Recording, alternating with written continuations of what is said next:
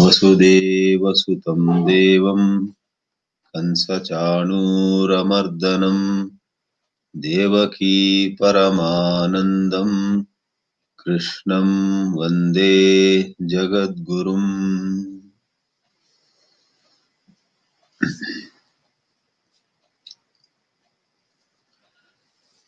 In this 14th class on Bhagavad Geetā,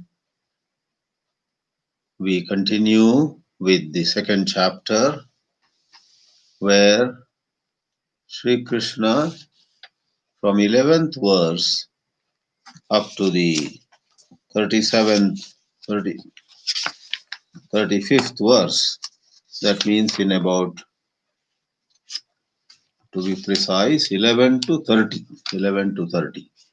So in 20 verses, the first 20 verses of Bhagavan Sri Krishna, in this Upadesha, these 20 verses are focused on self-knowledge, knowledge of the Atma.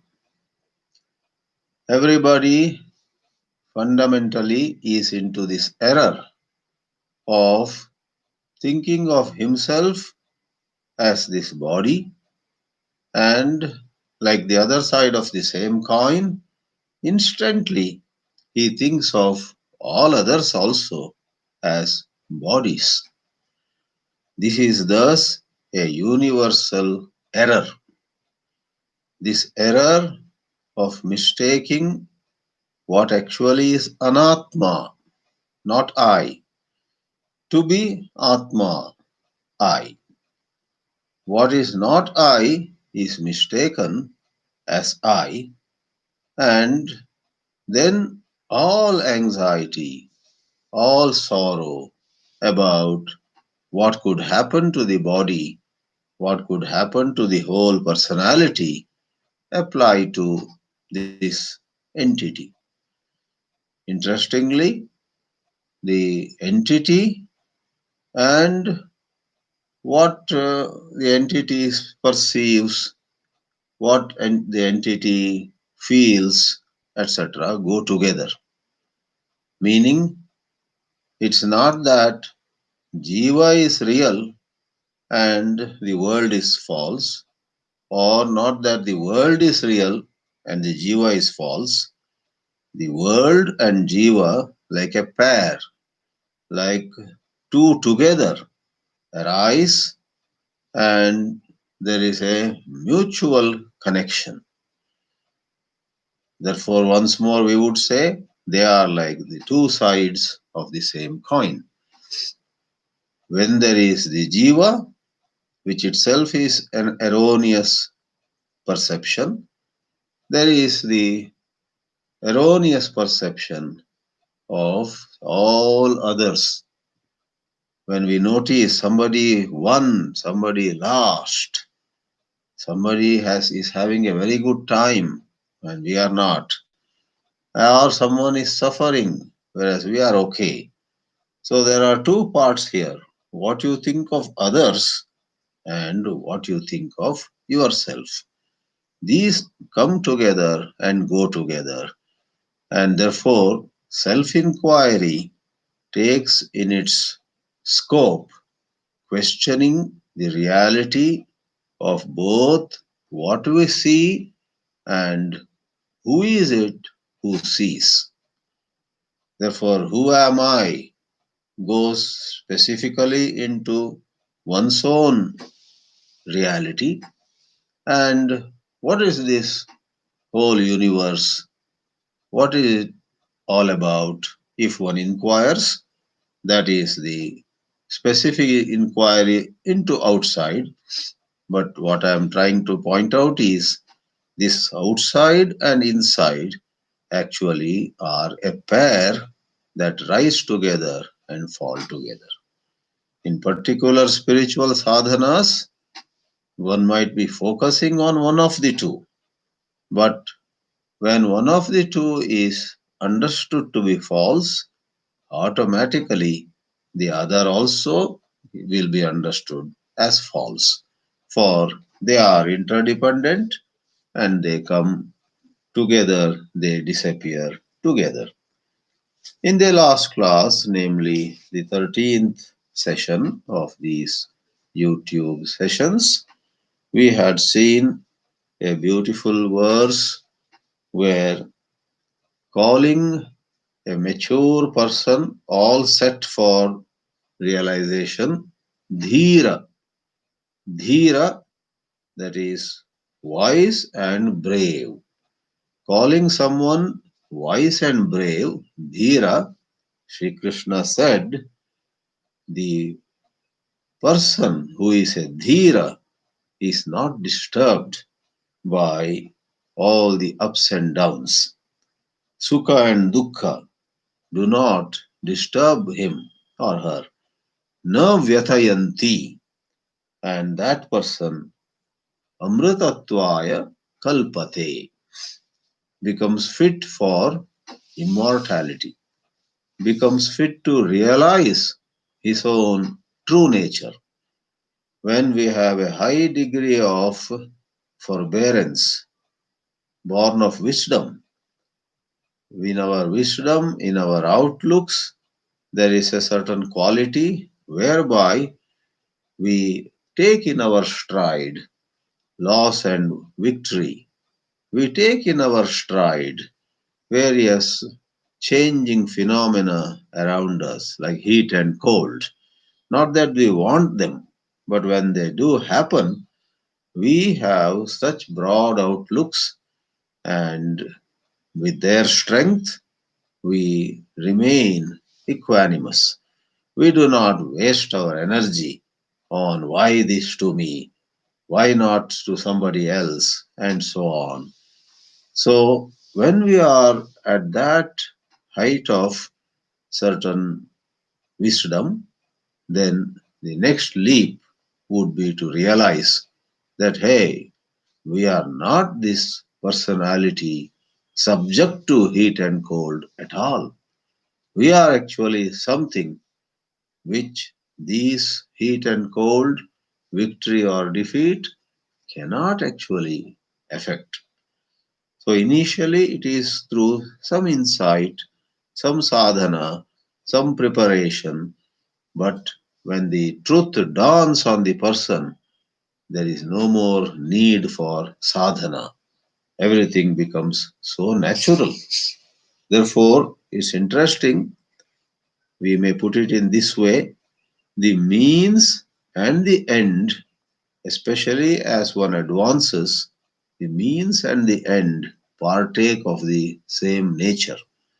Someone who is thus an Uttama Adhikari, an advanced candidate, an advanced student of the Vedanta, the very qualities, very attributes, the very qualifications of that person are such that Brahmajnana, Brahma Anubhava is just round the corner, and its nature is similar to what this person has already developed. So the means and the end are not poles apart.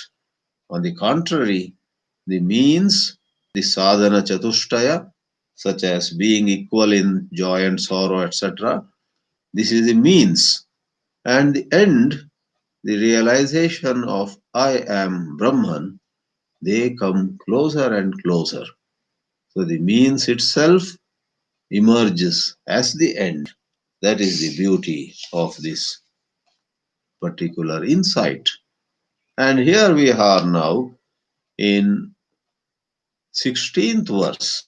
Today we enter the 16th verse of this chapter 2.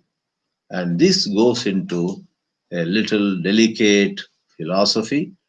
The philosophical analysis is a bit deep and quite technical. So the verse reads like this, verse number 16, 1-6 of chapter 2. Nasato vidyate bhavo, na bhavo vidyate sataha, Ubhayorapi drishtontastu anayoho tattvadarshibhihi. Bhagavan Bhashyakara, Sri Shankaracharya, writes a short line leading us to this 16th verse. Itascha shokamohav akrutva shitoshnadi sahanam yuktam yasmat. There is one more reason for all of us to bear with heat and cold, not to get into agitations over what is uncomfortable. It is there is one more reason for us to remain balanced. What is that? That is explained in the next shloka. What is meant is, one is because it is good to be balanced, why should we get agitated? Another is, the next shloka is bringing out a point. Actually, these factors which cause agitation in us are not true at all. They are just phantom figures. They are mere appearances. Please see, in one case, they are real, but we see the wisdom of remaining balanced. But on a higher level, they are not real at all. That is what is brought out in the 16th verse. If one hastily reads this verse, it seems to be saying practically nothing. Na asataha vidyate bhavaha. Bhavaha means existence. Asataha, that which doesn't exist, tasya, of that, na bhavaha vidyate. There is no existence. You may wonder, what is this? You see, what doesn't exist, please see, doesn't exist, okay? And you see what exists, please understand, exists. This is, you know, some people may say this verse has no information to give. You know, when I was in college, we were studying some technical subjects, and there was one subject called information theory. I don't remember anything else of that, but in that subject called information theory, there was a example right in the introduction, and it said information is to be understood in this way. A statement, the sun rises in the east, has no information. So we students were surprised. Why? Why does the statement, the sun rises in the east, have no information? It was explained, since everybody knows it. Everybody knows sun rises in the east, whether in the east or in the west, whether in Australia or some other country. The sun rises in the east, everybody knows. So if you in good old days, sending a telegram or some kind of communication, this information theory was part of the larger subject communication, like telephone, telegram, and nowadays so many new ways. So if you spend a lot of money in good old days to send a telegram, and in one of them is, here the sun rose in the east this morning, the other person would say, do you have to tell me this? I know it already. Don't waste money on telegram, because every word costs some money, right? Anyway, just as from that sense of what you know already, suppose somebody tells you, almost amounts to a waste of time. You expect the other person to tell you something which you do not know. Here too, first it seems that the literal translation of this verse is, whatever is non existent never exists, and whatever is truly existent always exists. What is this? But with some contemplation, we find that the same statement, which seems to be just saying what everybody knows, actually has great depth, to such an extent that this shloka is one of the foundations of Advaita Vedanta. Advaita Vedanta uncompromisingly says Brahma alone is, and everything else is how Brahma appears. You see, language is such, sometimes you may find various ways of putting the same truth as an unnecessary indulgence in language. You may even get impatient. You may tell the other person, don't tell me the same thing in 200 ways. I understood. Say it in one sentence and don't go round and round. You may get impatient. But on the other hand, language is such that when you go for a different way of expressing the same truth, not just for wasting time, not just for whiling away time, but that different way conveys to the listener a certain hidden dimension. Now, just now I made a statement. Brahma alone is, Brahma or Brahman, either way, and everything else is Brahman appearing that way. This statement is a little different from saying what you hear elsewhere very commonly. Brahma is, and everything else appears upon it. Statement 1 is Brahma appears as everything. Statement 2 is upon Brahma everything else appears. The first statement is more precise. You know why? In the first statement, when we say Brahman itself appears as everything, there is no room for any second thing. Brahma alone is, there is nothing next to it, second to it. Whereas in the second language expression, upon Brahma, other things appear. Questions arise. Where did these other things come from? Probably the other things have their own existence. Probably the other things are somewhere, and on this morning they come and appear upon Brahman. Just like in the example of the cinema screen and the movie appearing on the screen, that there is a serious limitation with that example. All examples have limitations. In order that the movie appears on the cinema screen, there is the screen all the time, 24 hours, but here is a projector with a film in it and light coming through the projector. So the projector, the light, the film, etc., bring those appearances upon the screen. So there is duality. Screen is here and appearances come about. There are appearances in the movie because of a few other things. So when you say the word appears on Brahman, there may be a misunderstanding that there are other things responsible for this appearance. Whereas the first statement I made, Brahma alone is, and that Brahma itself appears as everything. Chara, achara.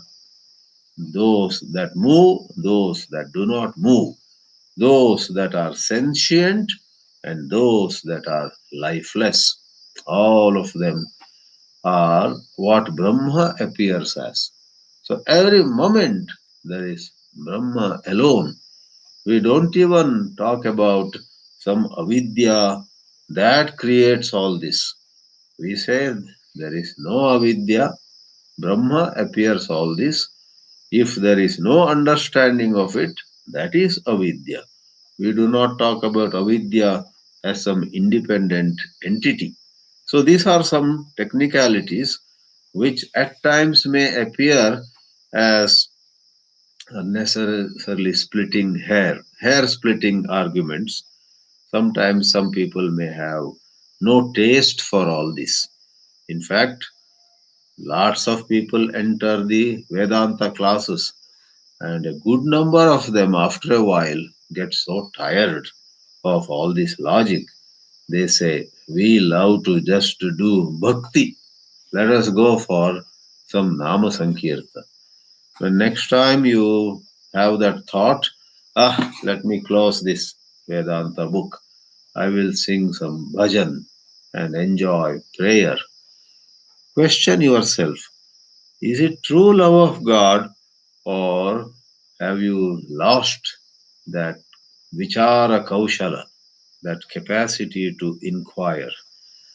Because if it is out of laziness, if it is out of a certain tiredness, if it is because of a sentiment expressed in the expression, the grass on the other side looks greener. When you are in Vedanta class, you say, all this is going above my head. I love to be in the bhakti camp. And when you are in bhakti camp, you say, this is all sentimentalism. I would like to go for jnana. I am a bright person. From childhood, I have been very intelligent. Oh, in bhakti camp, you want to jump over to jnana camp. When you are in jnana camp, you want to jump over to bhakti camp. There's some problem with you then. You basically are not comfortable in any sustained effort. The right thing to do is when you are in jnana, roll up your sleeves and get into jnana with all force. Increase your stamina, increase your ability. When you are in bhakti, go about bhakti with all your heart and soul. We must develop our ability to take up a certain process and go about it with greater and greater energy. So let's see how Adi Shankara brings out the subtlety here. This is not some ordinary statement. What doesn't exist, you see, doesn't exist. And what exists, always exists. That looks like such a plain statement. That's where I brought the example. The sun rose in the east this morning. It has no information for the other person. The second half of the shloka, just to quickly mention, praises those wise people, those illumined people on the same earth where you and I are. It praises them, saying, these tattvadarshis, these seers of the ultimate truth, see very clearly ubayoho antaha. Antaha is the inside. Antaha can also mean the ultimate nature. Just as in modern science too, they are pushing further and further. What is the ultimate nature of matter? Atoms, subatomic particles, and even deeper, those particles which make the subatomic particles. Then that whole area of particle versus wave, and they are all dizzy heights of modern physics.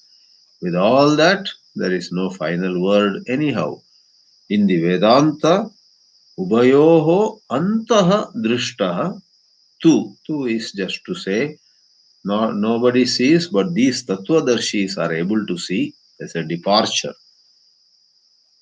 Thousands of people are unable to see, but departing from them, here are these tattvadarshis. They are able to see. Tattvadarshibhihi anayoho antaha drishtaha. Shankara, in his Bhashya, we will see later, gives a beautiful definition of what is Tattva, who is Tattvadarshi. There is even those who do not experience much comfort with Sanskrit will find that Adi Shankara's explanation of the word Tattva, going into how that word is formed, is fascinating indeed. Now, Nasataha means na asataha. That is the sandhi. Na asataha avidyamanasya shitoshnadehe sakaranasya na vidyate asti Na asti bhavaha bhavanam astita. This is just a restatement giving some synonyms. And Adi Shankara, with a great sense of context. Those of us who have some limitations in our intellect forget the context. We sometimes forget what the earlier verse had said. We look at the present verse, forgetting everything before or after. But not so with these extraordinary intellects like Adi Shankaracharya's.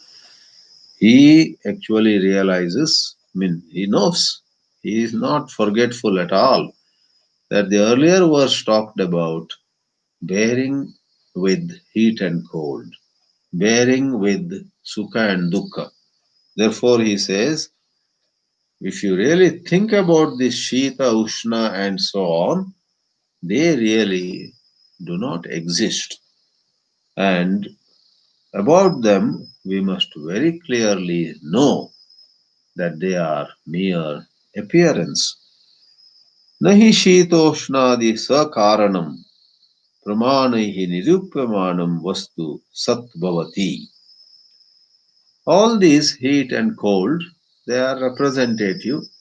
Countless other phenomena, other events in our life are included in Shita and Ushna. Your son passes his examinations in flying colors, one extreme, and on another occasion he fails in all the subjects, another extreme. Now, if you are with Vedanta insight, while outwardly you sympathize with your son who has failed, let us say, or heartily you compliment him and pat him on the back when he succeeds, inwardly you know all these are a passing show, all these are not really true. This win, this loss are not things about which we can have a certitude, about which we can have a final word. They are nissara. They don't have any sara, any inner essence. The word here is sakaranam. Along with their causes, pramanaihi nirupyamanam. Can they be established through pramanas? Pratyaksha, anumana, uh, arthapatti, anupalabdhi, then agama. Agama is the Veda. So, six pramanas, six means of knowledge. How do you know anything at all? Through either the senses or through inference. The well known example for inference being you don't see fire, but you see smoke. Seeing smoke, you infer fire. So there is pramana vichara. Pramanaihi nirupyamanam vastu na bhavati. These heat and cold. Whenever you and I cry over some loss, financial loss, health loss, etc., Vedantically speaking, that crying is because we have not inquired into the matter. If we inquire into the matter, then what just a while ago seemed to be so real, because therefore we cried, I lost, I had to bite humble dust. Oh, humble pie, as they say, biting humble pie. So I had to eat humble pie. Uh, and bite dust. I mixed up two expressions. Bite dust and eat humble pie. These are some idioms when you and I say, what a shame, right? If you inquire what seemed to be so real, what made us feel suicidal, what made us feel like leaving the town and disappear somewhere, not show our face to anybody anymore. Just a while ago, it looked so real, solid real. Upon inquiry, they will be seen to be simply false, simply a mere appearance. Shankara says, Vikaro hi saha. All these heat and cold are vikara, a certain modification. So clay becomes a pot. Clay is the truth at that level, and pot is just a modification. Don't be too carried away by the pot. Tomorrow the pot breaks, you are left just with clay. So relatively, the appearance of a pot or a plate or some other form is a passing show. Clay alone is real. This is the famous example of Chandogya Upanishad. The father Uddalaka says to the son Shvetaketu that vikaras are all not true. Mrittika eva satyam. Clay alone is the truth, and what is made of clay, they come and go. In life, many things come and go. Our own youthfulness comes, and after some time, nobody remains youthful. Nobody remains in a certain position. Nobody remains, from body point of view, alive. Death is certain. Somebody said, millions of things in life are uncertain, only death is certain. Everything else is uncertain. So, Tattvadarshi, if you and I are seers of the truth, we increasingly develop the ability not to get attached to the passing show. While for Vyavahara, for transaction, we thank people when they congratulate us. And when we fail, so-called quote and unquote, fail, and people come and sympathize with us, so sorry to know you lost, and so on. There also we say thank you for your sympathetic words, right? But if we are Tattvadarshi, the sentence implies that inwardly we do not think we have won, we have become somebody special. That garva, that arrogance, that pride doesn't enter us. And some other time when we have lost, internally, inwardly, thanks to our wisdom, we don't feel we are now fit for nothing. We are total losers. All those negative judgments do not come in us because it is all vikara. Vikaro hi saha, vikarascha vyabhisharati. Vyabhichara here is changing, varying. Today it is a pot, tomorrow it may become a plate. With gold, today the jeweler made a necklace, tomorrow he takes it, melts the gold, he makes it into some earrings. So, Vyabhichara is what was a necklace, no more stayed as necklace. If it had stayed as necklace forever, that would be avyabhichara.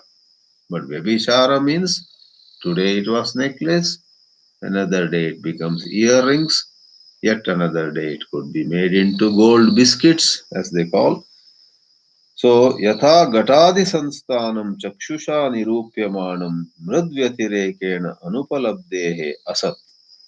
If there were to be no clay, mrid vyatirekena, but for clay, if there were to be no clay, then ghatadi, all pots and so on, have no existence at all. Take clay out of their pots, pots do not remain.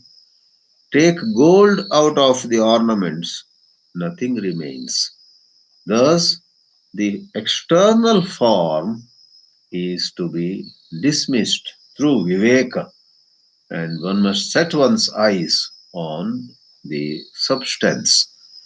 Set your eyes on the substance. Don't be carried away by externalities. That is the message here. It is said again in the same way, Sarvo Vikaraha Karana Vyatirekena Anupalabdehe Asan. Because if the cause were to be taken away, these things don't remain. As I just now said, if gold were to be taken away, the gold ornaments have no existence. Therefore, all vikara, all modifications, physical, psychological, and any other, they are asan. Now, asan is the masculine form of asat. Asat is neuter, asan is masculine. Both of them mean false. Janma pradvamsabhyam prak urdhvam cha. You have janma, birth, and pradvamsa, death. What was there before janma and what was there after death, after pradvamsa? I believe in Zen Buddhism there is a koan. I think they call it koan, a puzzling question. And the question goes like this. The teacher asks the student, if you were to go for a graded way, he first asks, think of your face. Today you are 57-year-old. How were you looking when you were 27? The student has, nowadays we have photographs and so on. One thinks, yeah, I used to look this way. How were you looking when you were 7-year-old? With some difficulty, the student imagines how he looked when he was 7-year-old. But now comes the koan, the puzzling side of it. Now think of your face 1 year before you were born. My face a year before I was born? Oh, what was my face like? So these puzzling Zen koans are meant to still your mind. You just then have no image, no thought, no picture. That is most wonderful. From a practical point of view, the sorrow that you and I have is because we make a picture of ourselves and cling to it. Looking at my bank balance, if it has gone very down, I make a picture of, oh my, how poor I have become. At one time I was so rich. So I am poor is an image. Really, I am not poor, but I am poor is an image, and I cling to it. I embrace it, and whole afternoon I am sitting with sorrow. And my wife asks me, "Why are you so sad?" You know, my bank balance, our bank balance has gone so much down. So we are clinging to a thought. The image is a thought. Likewise, here in Zen Kovan, think of how you looked. That removes all images. If you are thinking of 7-year-old, 27-year-old, there is an image, there's a picture. Photographs are available, right? But 1 year before you were born, nothing. Janma pradvam sabhyam prak urdvam cha. That means janmanaha prak and pradvam sat urdvam. After death, before birth. Anupalabdehe. All these vikaras are absent. Before clay was made into a pot, there was no pot. And after the pot is broken, there is no pot again. Clay continues to exist. Like that, Mradadi karanasya ja tat karana vyatirekena anupalabdehe asatvam. If you push it further, clay also is the product of something. And the cause of clay has relatively greater existence, greater truth about it as compared with the clay. Clay also becomes false. Now, there is this Purupakshi. We have said who a Purupakshi is. He is an imagined opponent. As there is a commentary on a shloka, the imagined opponent raises his hand and says, I have a question. I object to what you are saying, sir. So Purupakshi says here, तदसत्वे सर्वभाव प्रसंगश्चेत iti chet. In this way, if you go on dismissing everything as false, false, false, you will end up having nothing in your hands. Sarva abhava. You will end up in utter void. Life will lose its meaning. That is how Vedanta is criticized by people of the world. People of the world sometimes go to the extent of saying that we welcome sorrow, we welcome crying too. There should be crying, there should be weeping, there should be all kinds of emotions. They make life vibrant. It's taken in a certain sense, it has some meaning. But then that aversion on their part with regard to inquiring the ultimate truth is deplorable. They want to just keep away from Vedanta because they have strong attachments to this phenomenal world, and that attachment makes them justify even crying, even negative emotions, which are that becomes a contradiction in terms. What we mean by contradiction in terms is it's like somebody coming and saying, I am happy being unhappy. I am happy being unhappy. What kind of statement is that? How can you be happy being unhappy? Don't ask. I'm happy being unhappy. Don't I'm crying, but don't disturb me. Like someone said, it is my birthright to cry. Please don't interfere and so on. That is called bhranti, delusion, confusion. So Purupakshi says everything becomes void. Siddhanti, the champion of the school of thought, says na sarvatra buddhidvaya upalabdehe. Really, when you look around, wherever you see anything, there are two understandings about that thing. Buddhi is understanding, dvaya, two. Sarvatra, everywhere. There are two understandings. One is sadbuddhihi, asadbuddhihi, iti. On a certain level, you have sense of it is. On another level, you have a sense of it is not. Sad means it is, asad means it is not. So this is solid Jnana Marga. If you carefully study this portion of Adi Shankara's commentary, you actually are doing a very good revision, a very valuable exercise in Jnana Yoga, the so-called path of wisdom, which is distinct from bhakti, devotion, and so on. It is said there are two understandings. What is Sad and what is Asat, one has to inquire. And the next sentence is a very important definition that Shankaracharya gives. Yad Vishaya Buddhihi na vyabicharati tat sat. We would call that as reality, as the truth about which no matter what your understanding does not change, does not waver, does not vary. That alone is Sat. And Yadvishaya Buddhihi Vyabhisharati Tad Asat. If your understanding about somebody, about something, or about yourself changes, whatever changes, let us call it false.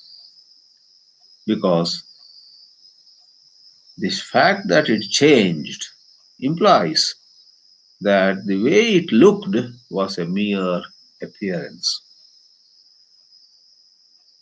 Your grandson runs to you disguised in some way, and you don't recognize, oh, who is this? But after coming very close to you, he says, Grandma, you can't recognize me, and he takes away his mask and his cap and his. Then you say, oh, it's you, my dear grandson. So that other appearance which puzzled you was just a passing show. There was Vebhichara changing, whereas as he comes in his well-known form, you hug him and you say, wow, that was a nice mask and nice way you showed yourself to be. So that's a simple example. Sadasad vibhage. In this way, there are two divisions. Buddhi tantre sthite. These depend on the level of understanding. Tantra means dependent. Buddhi tantra. Dependent on your understanding. And this is so everywhere. Now you take the famous example of Vedanta. You have Nilotpala, the blue lotus. So in the case of blue lotus, it is blue and it is lotus. Both are true. It is blue on one level and it is a lotus on the other level. Samana adhikarane. Likewise, you have Sangataha, Sanpataha, Sanhasti. Sun means existing. There is a pot. There is a cloth. There is an elephant. So everywhere we have this. So there are two readings here. The book some of you may have this version. Samanadikarane na nilotpalavat. If that is the reading, the idea is Nila and Utpala, blue and lotus, are on one level, whereas what we are talking with is two different levels. On one level, something is, on another level, it is negated. A better version is Samanyadikaranyena Nilotpalavat. Just like in a blue lotus, its blueness and its existence uh, as lotus, its blueness and its lotusness, let's call it this way. It being Utpala, Utpalatvam and Nilatvam are together, Samana Adhikarana, on the same level, like we say on par. Likewise, in everything we find two things, but upon inquiry, you find one of them flies off. One of them, that is one buddhi, gets negated. It being pure existence stands firm. Some of you who have studied Sri Ramana Maharshi's works, especially the work called darshanam, to make a quick reference, picks from this alone, or they are the same topic. The very first verse of the work darshanam, originally in Tamil, Ulladu Napatu, 40 verses on reality, says, Sat pratyaya kinnu vihaya santam hridyesha chinta rahito hridakyaha. Can anything exist without the very principle of existence? The principle of existence is the truth, but the way it appears is a mere appearance. And inquiry, Atma Vichara, Brahma Vichara, when you and I read Upanishads and we contemplate, we reflect on it. That reflection, that contemplation will bring us to stay with Sat and let go of Asat. That is the height of Vairagya too. Once more, intense Vairagya, detachment, intense dispassion, which is regarded as a means, as a stepping stone, and true wisdom, Jnana, they no more remain separate. Once more, we would say the means, the Vairagya, which is supposed to be a means, and Jnana, which is supposed to be an end, become one. Means merges into end, means itself becomes the end. So there are a lot of practical issues here. If you and I, along with all our mundane matters, all of us have a mundane life, buying and selling, meeting and parting, receiving guests, or we become guests somewhere, handling our medical issues, facing COVID-19 these days, 100 vyavahara, transactional issues make our life. But a little of Vedanta study and contemplation upon it can equip ourselves in such a way, it can equip us in such a way that in and through all these day-to-day transactions, we can remain anchored in something that is never changing. I would not want to do this again and again, but in a passing manner, there is a wonderful parallel to many of these Vedanta teachings in the Bhakti Yoga. If you think of Hiranyakashipu and Prahlada, the 16th verse of chapter 2, you can have an interpretation. For Hiranyakashipu, Vishnu did not exist, and the world alone was. He wanted more power, he wanted more enjoyment, he wanted more recognition, he wanted more people to praise him, he wanted to be God, the father, Hiranyakashipu. For Hiranyakashipu, Vishnu, Lord Vishnu, did not exist.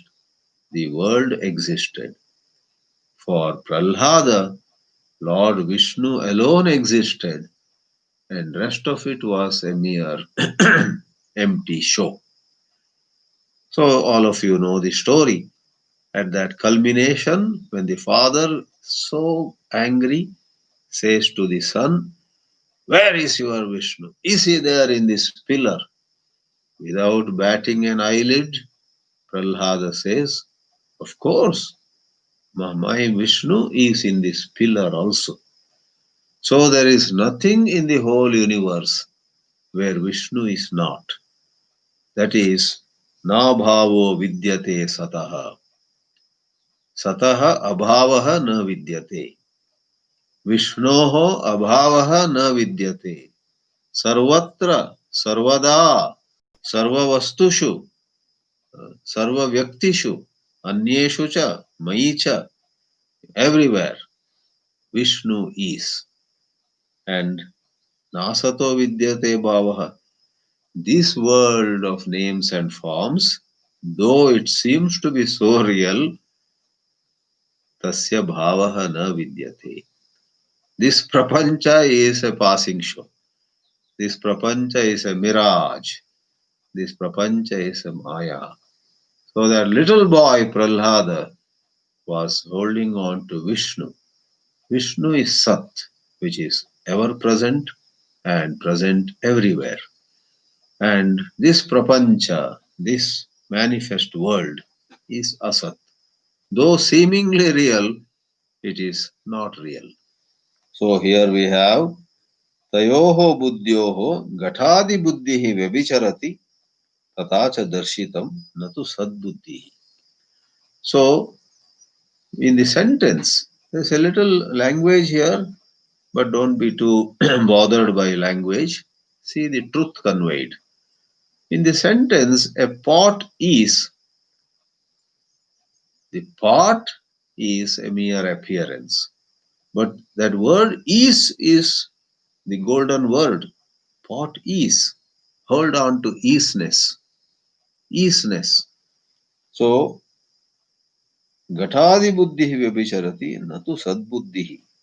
तथा तस्मात् घटादि बुद्धि विषयः असन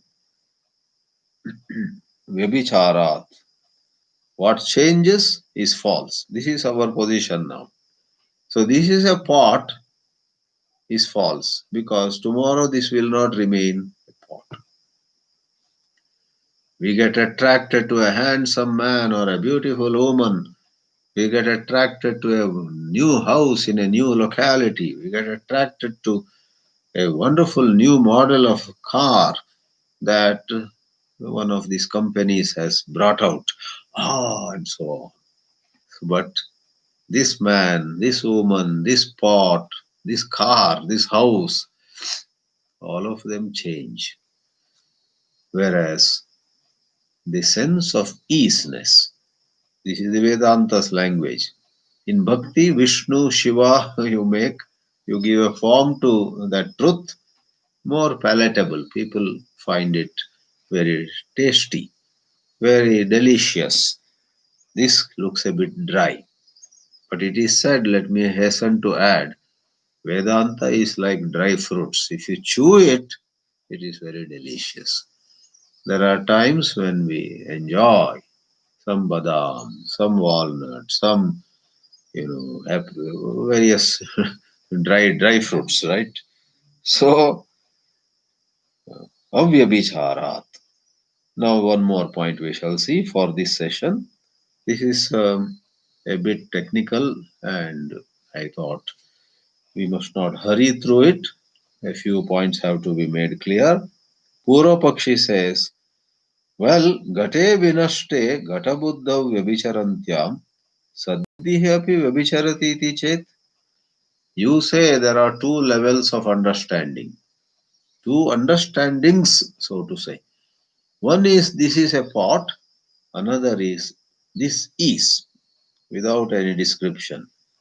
The undescribed existence is the truth. Moment you describe, you slipped and fell. This is the Vedanta. Descriptions are deceptive. The indescribable, the undescribed is the truth. So Purupakshi, the imagined opponent, says, well, I would extend the matter to dismiss even easiness. That also perhaps is false.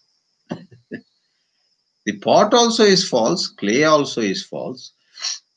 Pot is, in a statement like that, pot also is false. The easiness also is false. So there is a thrust on what appears to be a Buddhist view that finally nothing is true.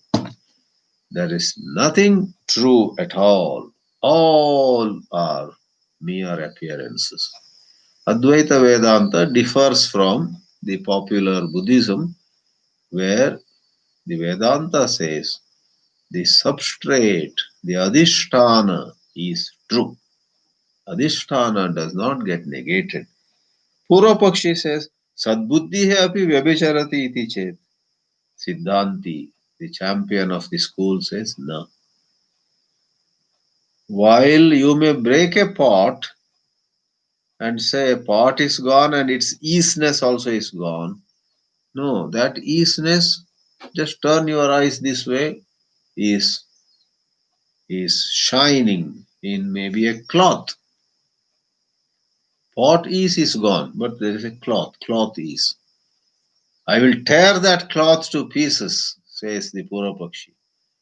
I see a chair. In the chair there is easiness. The Sat is there in, if not in X, in Y. If not in Y, in Z, and so on. Then, Patadav api sadbuddhi darshanat. Visheshana vishaya eva sa sadbuddhi. Sat, that ultimate truth, exists everywhere, but for you and me to appreciate it, we may require an object. In the chair, we see easiness. In cloth, we see easiness.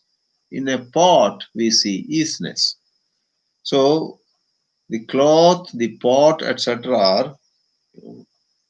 are visheshanas. Visheshana vishaya eva sadbuddhi. Sadbuddhivat gatabuddhihi api gatantare drishyate iti ched. No, patadav adarshana.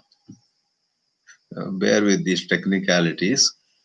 The opponent says, If you argue that when a pot is gone, there is a cloth in which there is sat, isness. I would say when a pot is gone, there is another pot. Because there are a lot of pots in this world. Therefore, potness also is true. This pot may be gone, but there is another pot. Shankara, playing the role of the Siddhanti, says, no, potness is dismissed because even if there are a million other pots, turn your eyes and pay attention to cloth. In a cloth, show me pot. Is there a pot in a cloth? Therefore, potness gets dismissed when your eyes are turned towards cloth, whereas easiness is not dismissed anywhere, whether as a pot or as a cloth, as a flower or as a chair. The easiness, is, astitva. Therefore, stay with easiness. So in cloth, there is no pot. Pata adau adarshana. Lastly, sadbuddhi api nashte ghate na drishyate iti chet. When there is no pot, no cloth, no flower, no chair, when there are no objects at all, then this your isness, sat, isness, also is gone. Siddhanti says, no visheshya abhavat. Unless there is something to qualify, we may not be able to appreciate sat, but sat is. Sadbuddhi visheshana vishaya sati visheshya abhave visheshana anupapattau kim vishaya syat. When there is nothing to describe, sat may not meet with your requirements of association with the name and form. But it is. The moment you bring an object with name and form, Sat shines forth. Sat becomes evident. Natu punaha sadbuddhehe vishaya abhavat. Therefore, yes, the non-occurrence of the cognition of the real then is not due to the absence of the real. The real ever is, but there may not be cognition because you took away the pot, you took away the cloth, you took away chair, everything. So cognition is made impossible, but the truth is not dismissed. So in this way, there are some technicalities. In the next class, we will wind this up and go to um, another elaboration. But basically, let's sum up what we covered today in this rather puzzling shloka, number 16. What is gets never negated, and what is not actually never exists. For if you inquire, you will see the falsity of it. Therefore, the implied advice is always do inquiry, do contemplation on the Vedanta lines, and stay with what truly is. Do not get carried away by the external appearances.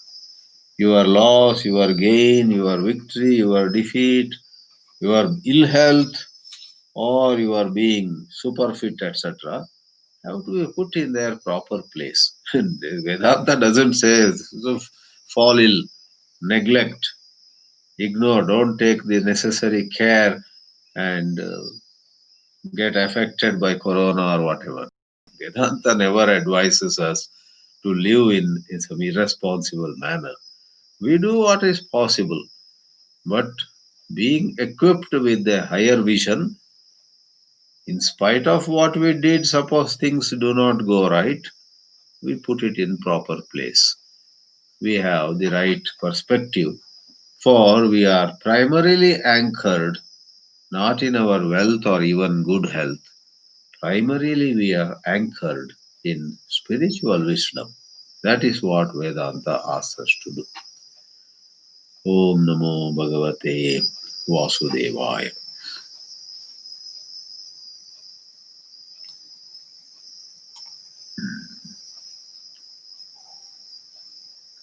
Okay. So, in the chat box, we have people saying Namaste, Hari Om, and so on.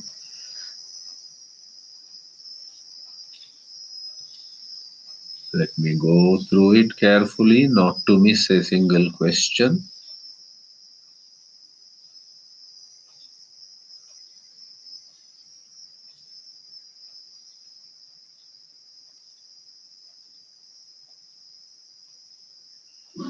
Okay. Okay. Raja says, please look through into my messages via messenger regarding my doubts that arose in the last Upanishad class. I look up and get back. I noticed you have written an email also to me. I will definitely answer it today.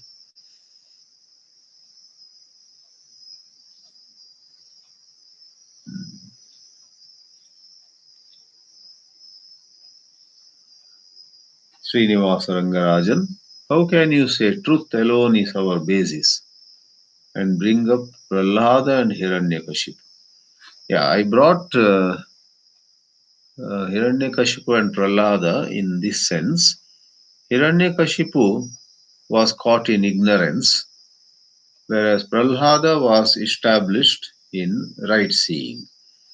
Let me explain. So, for Prahlada, Lord Vishnu was the truth, and Lord Vishnu alone was the basis for everything. Truth alone is our basis. For Prahlada, Bhagavan Vishnu alone is our basis. Therefore, he was himself, remembering Lord Vishnu, making his friends, making everybody in the town, everybody in the palace chant Om Namo Narayanaya, whatever. So Hiranyakashipu was the other extreme.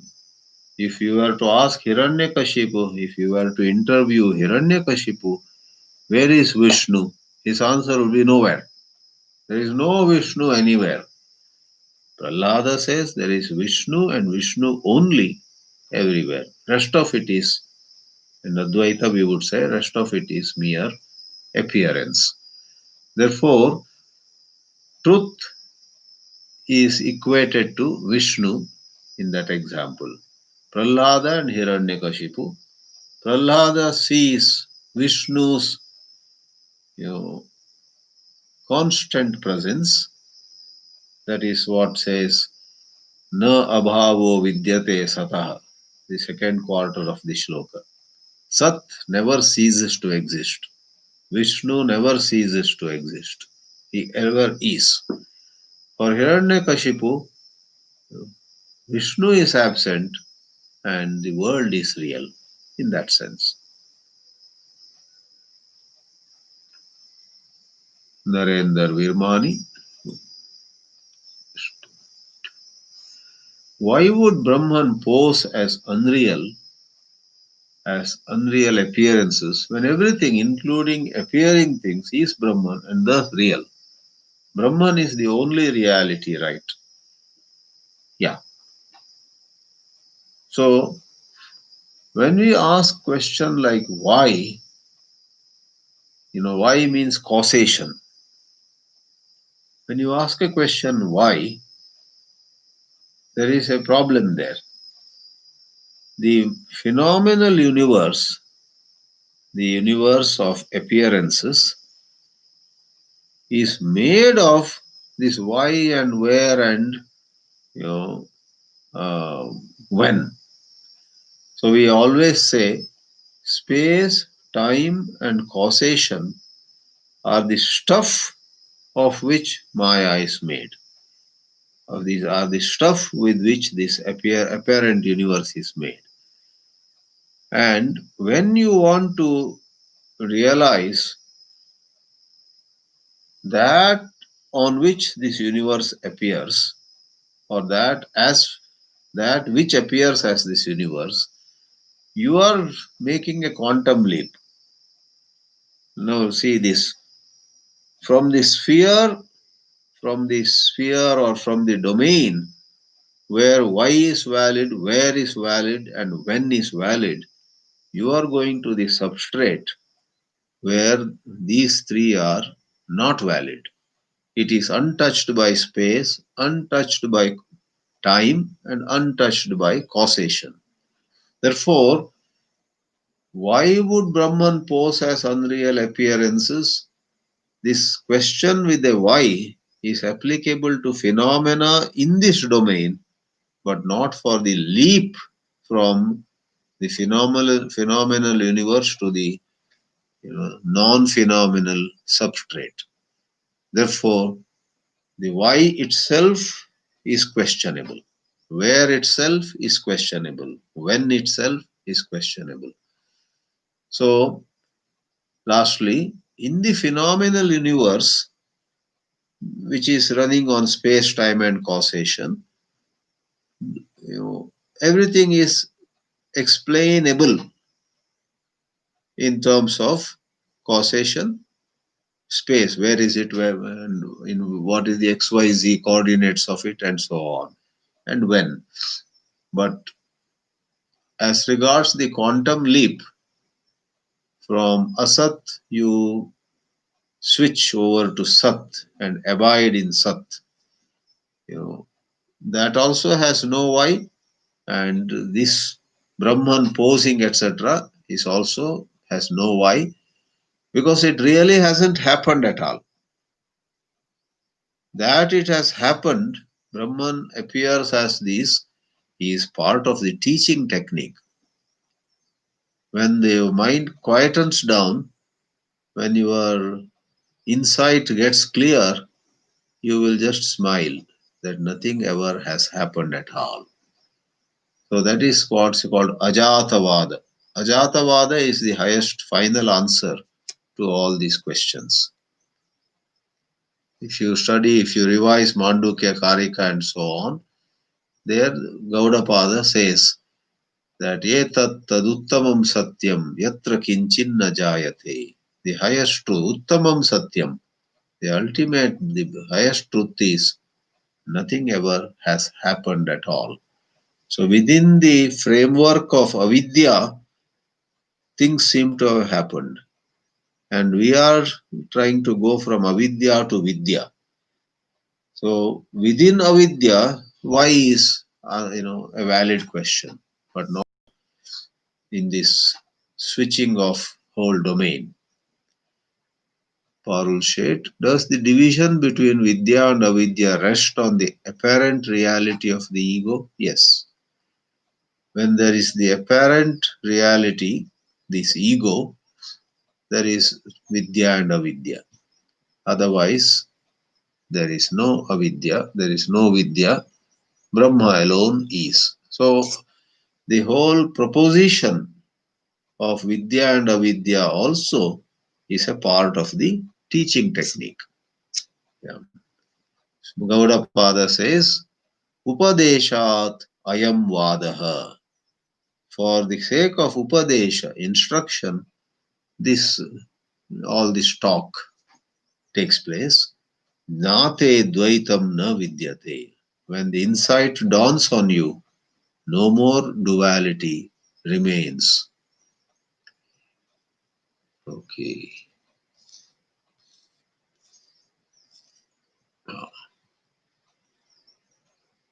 Adya wanted to request one class in pure Sanskrit. It would be so nice. We can attempt it sometime as a separate session, not in this series. I am not so proficient in speaking in Sanskrit, but I guess I can try. You may imagine half the time I will be in a meditative mode, not saying anything, but wondering what to say next. Yeah. We can try that sometime, not in this Tuesday evenings, but separate. Subramaniam, how do you make this knowledge become part of you so it is reflected spontaneously in your daily actions? Yeah, that is the question of sadhana. by increasing Viveka and Vairagya, it seeps into our daily life. And as the tips go in spiritual practice, small victory leads to big victory. So, without worrying about how will I ever get all that Vairagya, start small and grow big. In every half an hour period of every day, you you should try to do things with Viveka. Small victories lead to big victories.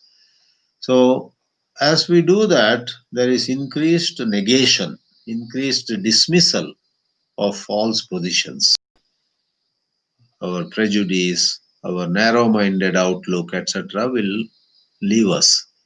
When there is no more narrow minded outlook, we will find that in daily life, spontaneously, there is a great flexibility and we will be finding harmony in all relationships. So, Viveka and Vairagya have to be exercised in the present. A problem we have is we imagine at this rate, I don't think I will ever you know, rise to spiritual heights. So that thought about I may not succeed in spirituality becomes a big block, big obstacle. Don't think about whether you will realize or not, but right now there is some activity on hand. Deal with it carefully. Sundarajan. What do Ubayo and Mridvyatirekena mean in the context of the shloka and the bhashya? Also, is this shloka perhaps the most important one in this chapter because it refers to Sat and Asat? Yeah. Ubayo in the shloka means Sat and Asat. Nasato vidyate bhavo, na bhavo vidyate sataha was said in the first half. Second half of the shloka says, Etayoho ubayoho. Of these two, that is Sat and Asat, the Tattvadarshis have clear insight. They know what is Sat, they know what is Asat, they never mix them up. They never mistake Sat to be Asat or Asat to be Sat. They distinguish. Like you have heard of Hamsakshira Nyaya, the mythological swan is said to have the ability to separate water from milk. You place before this mythological swan, Hansa, a bowl which has milk where some water is mixed. The swan is able to drink just the milk and leave out the water. So, Tattvadarshi is able to distinguish these two. Ubayoho antaha. The inner truth of both these is clearly seen by Tattvadarshi. Mridvyatirekena means other than Mrit. Mrit is clay. Vyatireka is other than. You have a few pots, a few pitchers, a few plates, a few flower vases, etc. And you look at all of them and say, other than clay, there is nothing else here. All these are clay alone. So, other than clay, Mridvyatirekena, that is the Bhashya expression. And second part of the question, yeah, this shloka from Tattva Shastra point of view is the most important one in this chapter.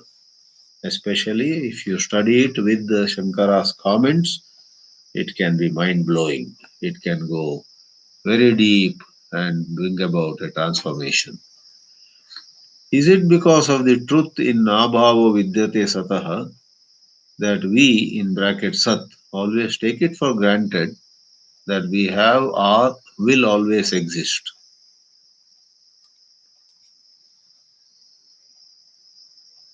Yeah, yeah, true. This is said always. Why? His question, if others have not understood, why do we feel that we always will exist? We see death all around us, Young people are dying, old people are dying, and but still, every one of us believes that we will not die. This is a sense of I am always going to be. It is because of Sat, because in the depth of our being, we have an inkling that we are not this body. So, na abhavo vidyate satah, rightly quoted. I am Sat, and there cannot be an absence of me. Abhavaha mama sataha na bhavati. Therefore, there is a tremendous intuitive sense of our own indestructibility on a deeper level. But we are not so well established on the deeper level. Generally, we again and again slip into the shallower level. So when our bank balance goes down, when our job is in danger, we get shaken. What will happen and so on, because we are not anchored in the deeper level. But we are never away from the deeper level either. There's a certain inkling, certain glimpse, a certain sense of who we are. That cannot leave us because we are that. That perhaps was the last question. Wonderful questions, very nice. And we shall carry on again next Tuesday evening, going by US time. Om Namo Bhagavate Vasudevaya. Harihi Om.